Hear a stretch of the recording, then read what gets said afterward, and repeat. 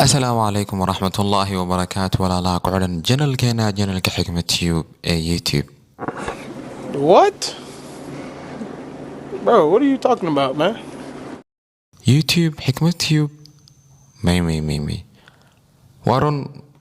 وانتراء مغلي جرتي مدبضا ما دام channel كان منطقة لديه جري حكمة تيوب ونبدلي مقع وقت حاضر كان كقرن قبطان مو اوغي sababta dhabta aan ugu bixiyay qubtaan laakiin qubtaan af Soomaali ahaan haddaan ku macneeyo waa kabtanka badda ama dadka wada naaquudaha badda ayaa la dhahaa qubtaan saa darteed waxaan ahaa dadka jecel ilaa yaraantoodii inay noqdaan naaquuda badeed ama kabtan badeed dadku bayloodii waxay ku hamiyaan laakiin ma ogaani sababtaan u jeclaaday naaquude runtii saa darteed ayaan ugu bixiyay qubtaan af Soomaalina waan ugu bixin kari waayay naaquude saa darteed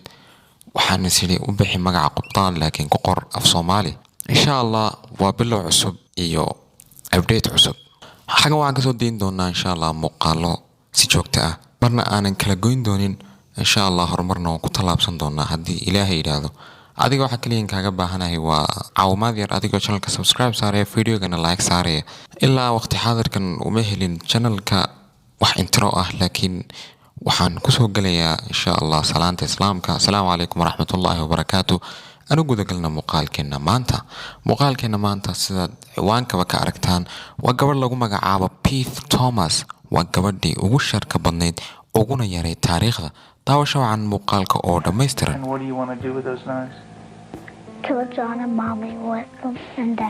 saad arkaysaan waa gabadh wajigeedu ku sawran yahay ama ka muuqda miskiinnimo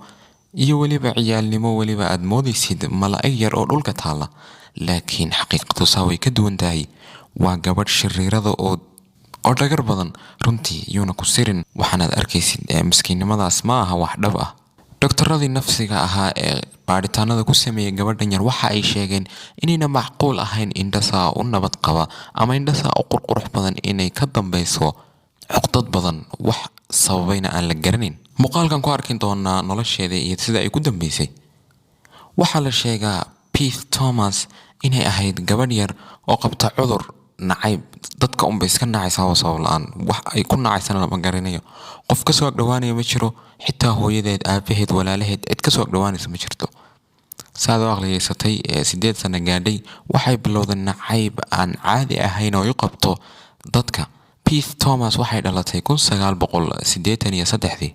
waxayna hooyadeedii iyo aabaheed la nooleed sanad dhammaystiran ilaa uu ka dhalanayay walaalkeedii ka yaraa Jonathan laakiin nasiib xumo muddo yar kadib waxaa dhimatay hooyadood Jonathan markii ay dhashay kadib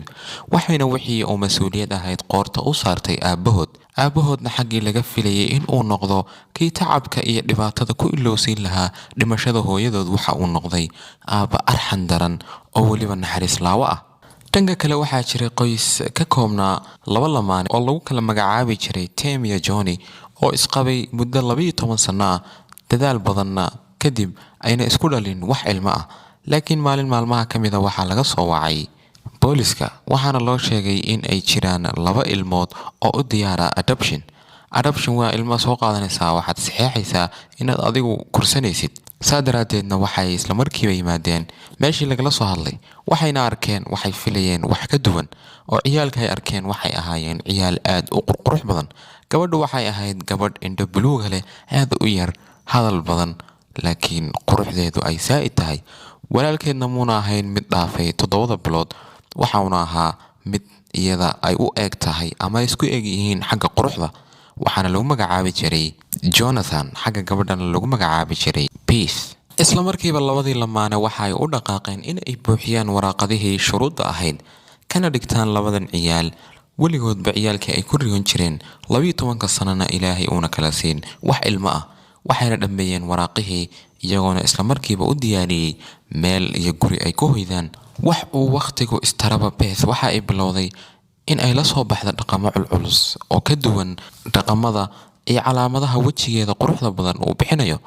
iyadoo jajabin jirtay wax walba oo loo soo iibiyo si gaarana madaxa uga guri jirtay kuna marmarin jirtay wax cas magaxaantooda iyo labada lamaane ee ciyaalka soo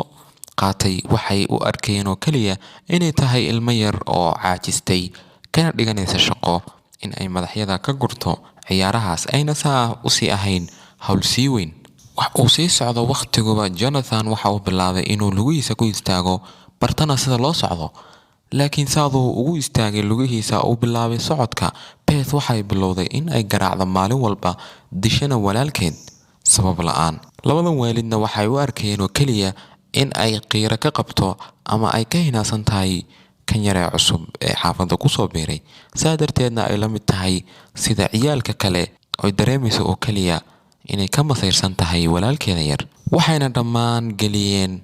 daryeelkii waalidnimo xagga Beth si ayna u dareemin wax nusqaana dhankooga, laakiin Beth arrintaasi mayna anfacaynin. Muddo kadibna Beth waa ay soo weynaatay, xagga walaalkeedna Jonathan uu bilaabay inuu hadlo, socodkuna u adkaaday. Waxayna bilowday Beth inay la soo baxdo dhaqamo ka sii duwan kuwii lagu yaqaanay, oo bilowdaba in ay caaydan labadii waalid ee ka soo qaadayay in ay tahay gabadhoodii. Waxayna bilowday in ay ku tiraahdo, waan idin necabahay, adduunkaan idinku necabahay, waanan idin dili doonaa. Xagga ay ka tiri, John waxaan ku xidhi doonaa madaxiisa gurigayga horteeda. Muddo kadibna waxay bilaabeen labadii waalid inay u dulqaadan waayaan dhaqamada Beth, ayna si toosa u gudagalaan noloshii hore ee Beth, soona xaqiijiyaan waxa ka dambeeya ilmahan yar ee madaxa looga jiro dhibaataduna haysato, taasoo ah nacaybka faraha badan ee u qabto bini'aadanka. Labadii lamaanana waxay si toosa u yimaadeen meeshii ay ka soo qaateen labadii ciyaale Beth iyo John,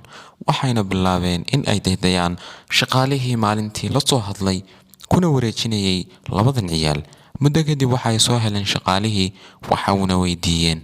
meesha ay ka keeneen ciyaalkan iyo weliba cidda u keentay iyo weliba qisadooda iyo backgroundigoogu waxa uu yahay. Markii hore shaqaaluhu waxa uu bilaabay inuu ka labalabeeyo una sheegin qisada Beth iyo John, laakiin maadaamay ku adkaysanayeen labadan waalid inay ogaadaan qisada xanuunka badan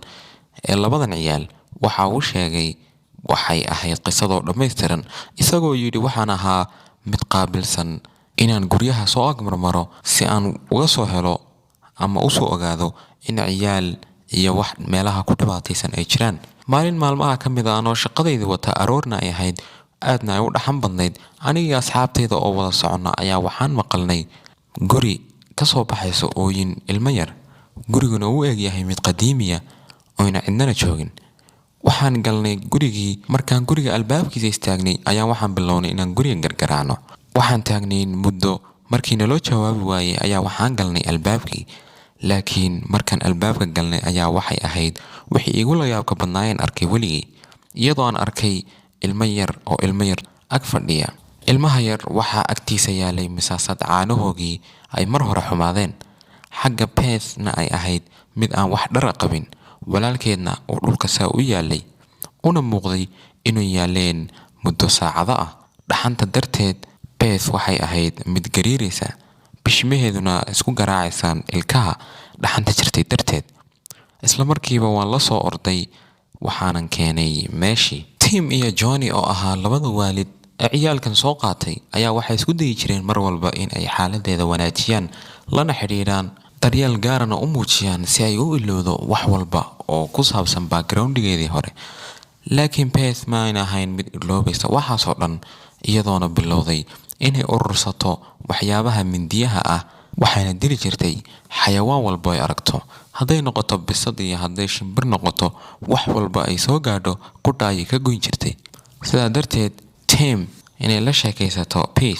Bethna waxay uga sheekaysay inuu aabaheed ahaa kii u sababay noloshan xun iyo inay dadka nacdo. Habeen walbana ay ku aragto riyo cabsi leh, maadaamuu markii hooyadeed dhimatay uu ku samayn jiray waxyaabo aad u xunxun, dhibaatayn jirayna, cuntana una siin jirin, daryeel aabbanimana u muujin jirin. Sidaa darteed Beth waxaa loo geeyay dhakhtar nafsi ah, iyadoo lala samayn jiray maalin walba fadhiyo si loo dejiyo loona ilowsiiyo xaaladeeda nafsiyeedna loo hagaajiyo. Taariikhdu markay ahayd 1990kii, Beth iyadoo jirta 6 bilood iyo badh ayaa TV-ga caanka ee National Geographic waxa uu ka sameeyay documentary xaqiiq ah oo ku saabsan qisadeeda. Taariikhduna markay ahayd 1992 waxaa laga sameeyay filim lagu magacaabo Culture of Rage, waxaana soo saartay filimkaas shabakadda CBS. Nasiib wanaag, qoyskeedii labada qof ee lamaanaha ka koobnaa